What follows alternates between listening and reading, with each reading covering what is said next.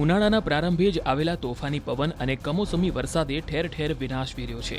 ત્યારે અમરેલી જિલ્લાના ધારી તાલુકાના ગામોમાં પણ મિની વાવાઝોડાને કારણે ખેડૂતોના પાકને મોટા પાયે નુકસાની વેઠવાનો વારો આવ્યો હતો। તોફાની પવનના કારણે આંબા પરથી નાની કેરીઓ ખરી પડતા બાગાયતી ખેતી કરતા ખેડૂતો પણ મુશ્કેલીમાં મુકાયા છે। ફળોના રાજા કેસર કેરી પર માવઠાનો માર ફરી એક વખત પડ્યો છે। છેલ્લા 3 વર્ષથી કેસર કેરી પર માવઠાનું સંકટ આવી રહ્યું છે, જે આ વર્ષે પણ યથાવત છે। ગઈકાલે જે રીતે અમરેલી જિલ્લામાં માવઠું થયું, મિની વાવાઝોડું ફૂંકાયું, તેના કારણે કેસર કેરીની જે ફાલ હતો એ ફાલ ખરી પડ્યો છે। અત્યારે હું જે ઊભો છું એ છે મોરજર ગામની આંબાવાડી। અહીંયા આપ જોઈ શકો છો કે જે નાની કેરીઓ હતી એ તમામ નીચે ખરી પડી છે।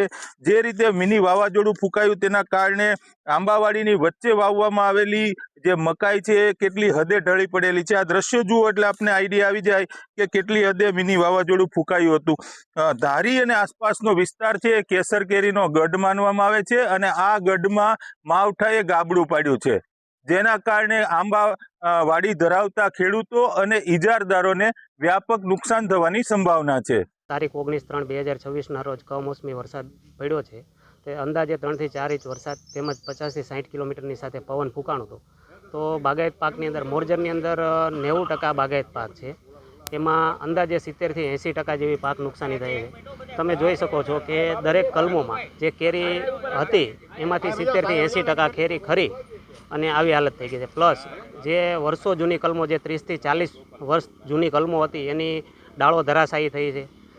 તો આ જોવા જઈએ તો અંદાજે 70 થી 80% નુકસાની ખૂબ જ કહી શકાય। એવી સરકાર વહેલી તકે આ નુકસાનીનો સર્વે કરાવી અને ખેડૂતોને યોગ્ય વળતર મળે તેવી અમારી માંગણી છે। મહત્વનું છે કે સતત આ વખતે ત્રીજું વર્ષ છે જ્યાં કેરીનો પાક કમોસમી વરસાદને કારણે ખરી પડ્યો। કેટલાક સ્થળોએ મોર પણ ખરી પડતા ચાલુ વર્ષે પણ જગતના તાતને જાણે માઠી દશા બેઠી હોય તેવી સ્થિતિ સર્જાઈ છે।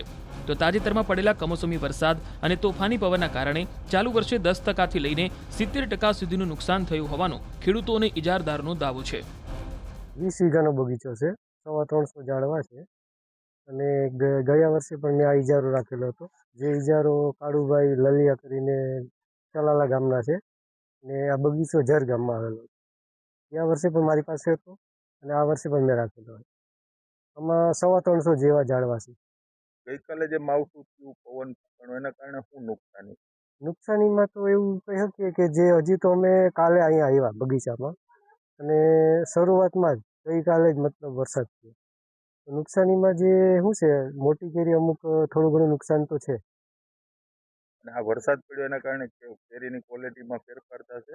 ક્વોલિટીમાં કશો ફેરફાર ન થાય, કારણ કે અહીંનું શું છે કે ક્લાઇમેટ ચોખ્ખું રહ્યું એટલે અહીંયા ટૂંકમાં મધીઓ એવું પછી મચ્છી ઓછું આવે એટલે અહીંયા ક્વોલિટી તો દર વખતે ગયા વખત જેવી જ રહેશે। પણ વરસાદના પવનના કારણે હાલ કરી ગયો? હાલ થોડું ઘણું નુકસાન છે, પવન હતો ને એના કારણે થોડું છે ને નુકસાન તો છે। કારણ અમારે અહીંયા મોરજર આખું બાગાયતી છે, બાજુના ગામ હુડલી છે, ઝેર છે, માણાવો છે, બધું બાગાયતી છે। કારણ 70-80% નુકસાની છે એટલે મારે અને નુકસાન શેણામાં છે અને ઘઉંમાં છે, હાલમાં બધું પલ્લેલું છે। એટલે મારે એટલું ખાલી કૃષિ મંત્રીને જીતુભાઈ વાઘાણીને કહેવું છે કે અહીંના સ્થાનિક ધારાસભ્યને અને સંસદ સભ્યને જાણ કરે અને વહેલી તકે અધિકારીનો જે ડિપાર્ટમેન્ટ આવતું એને સ્થળ ઉપર તપાસ કરે અને વહેલી તકે સહાય ચૂકવે। સૌરાષ્ટ્રમાં તાલાલા બાદ ધારી પંથકની કેસર કેરી સૌથી વધુ પ્રખ્યાત છે। આ વિસ્તારની કેસર કેરીનો સ્વાદ ગુજરાત જ નહીં પરંતુ સીમાડાઓ ઓળંગીને વિદેશમાં પણ પહોંચે છે। ત્યારે સતત ત્રીજા વર્ષે જ ઉનાળાની સિઝનમાં ભારે પવન સાથે કમોસમી વરસાદ ફૂંકાતા ફાલ ખરી પડ્યો હતો, જેના કારણે જગતના તાતે હેરાન થવાનો વારો આવ્યો છે।